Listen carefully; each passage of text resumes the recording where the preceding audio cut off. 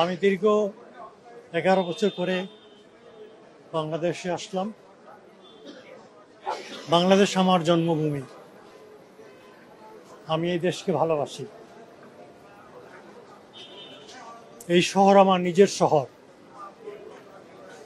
এখানকার আইন অঙ্গনেই আমার দীর্ঘদিনের বিচরণ ছিল।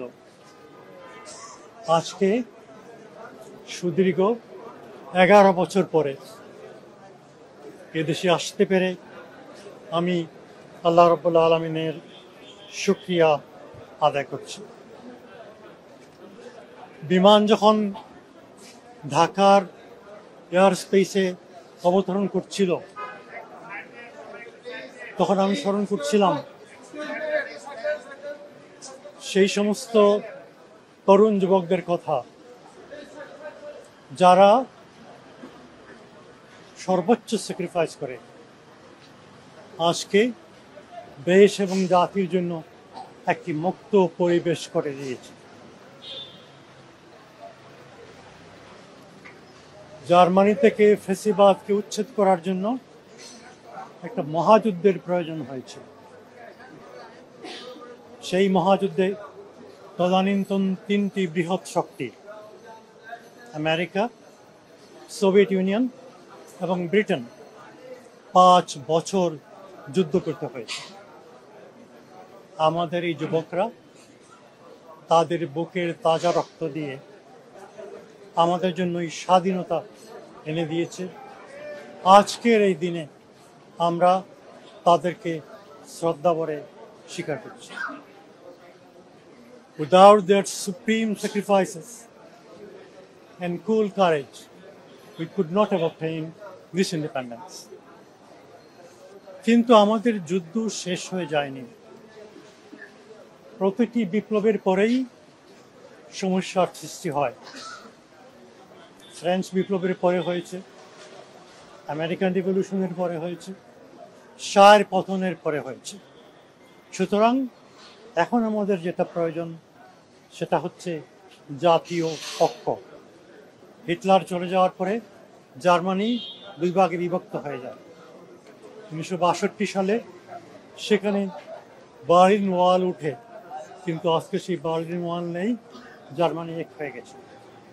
আমাদের আগামী দিনও যথেষ্ট কঠিন কাজ আমাদের করতে হবে, কিন্তু জাতীয় ঐক্য যদি আমাদের থাকে, 3টা বিষয়ে যদি জাতি একমত হতে পারে। 1 নম্বর হচ্ছে স্বাধীনতা, সার্বভৌমত্ব। 2 নম্বরে হচ্ছে গণতন্ত্র, আর 3 নম্বরে হচ্ছে অর্থনৈতিক উন্নয়ন। তাহলে ইনশাআল্লাহ বাংলাদেশ একটি সুখী, সমৃদ্ধশালী, কল্যাণ রাষ্ট্রে পরিণত হবে। একটা কথা বলি, শেষ করছি। 1757 সালে ব্রিটিশ যখন এই দেশে আসে, তখন বাংলাদেশ ছিল দুনিয়ার সবচেয়ে সমৃদ্ধশালী দেশ। পার্টিকুলারলি বিগত সরকার এই দেশের সব কিছু ধ্বংস করে দিয়েছে। সুতরাং আমাদের সবাইকে ঐক্যবদ্ধ থাকতে হবে।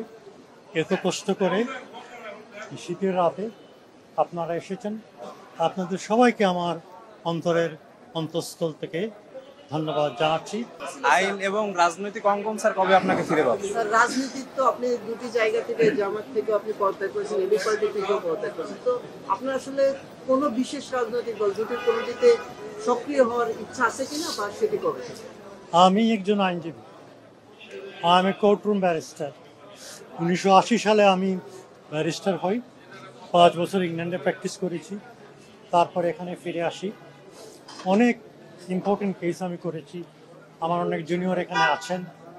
ইটিভির কেস, পাবলিক সেফটি অ্যাক্ট, এই সমস্তের মাধ্যমে আইনের অঙ্গনে আমি আমার কন্ট্রিবিউশন রেখেছি। আমি আইনের অঙ্গনে আমার কন্ট্রিবিউশন রাখার চেষ্টা করব। আইনের শাসন একটি অতি বড় জিনিস। বাংলাদেশে যদি আমরা আইনের শাসন প্রতিষ্ঠিত করতে পারি, তাহলে আমাদের রাজনীতি সফল হবে, অর্থনৈতিক উন্নতি হবে। সুতরাং আইন অঙ্গনেই আমার বিচরণ, আইন অঙ্গনেই আমি থাকব। আইনের মাধ্যমে আমি দেশ এবং জাতির খেদমত যতটা আল্লাহ তাআলা আমাকে তৌফিক দেন সেটা করার চেষ্টা করব। তাহলে কি রাজনীতিতে আপনাকে সক্রিয় দেখতে পাবো না, এটা কি বলতে পারি? আমি প্রশ্নের জবাব দিয়ে দিয়েছি, আবারও যদি আমাকে প্রশ্ন করেন ওটাই রিপিট করতে হবে। তো রিপিট করে repetition would not make my point any clear. আমি কথা বলে দিয়েছি, আইনের অঙ্গনে থেকে এদেশের মানুষের, দেশ এবং জাতির খেদমত আমি করতে চাই। আপনাদের মনে আছে 2001 সালে পৃথিবী বন্ধ হয়েছিল হাসিনার ফার্স্ট গভর্নমেন্টের সময়। এত বড় জালিয়াতি এদের সেই ইতিহাসে কোনোদিন হয়নি, এবং সুপ্রিম কোর্টের অর্ডার ছাড়া পৃথিবী বন্ধ হওয়ার কোনো উপায় ছিল না। সুতরাং একসময় আসে যে রাজনীতি এবং আইন একসাথে মিলে যায়। সুতরাং আইনের অঙ্গনে আমি আছি, আমি আইনের ছাত্র, আইনের অঙ্গনে আমি কাজ করতে চাই। Thank you thank you. আপনাদের সবাইকে আবার অশেষ ধন্যবাদ। Thank you. অনেক কষ্ট করেছেন আপনারা, এই শীতের সন্ধ্যায় আপনারা এখন এসেছেন।